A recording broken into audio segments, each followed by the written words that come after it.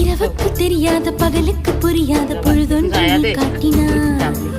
இதயத்தில் நீ இருப்பதனால் நான் தூங்கும் நேரத்தில் என்னுள்ளே தூங்காமல்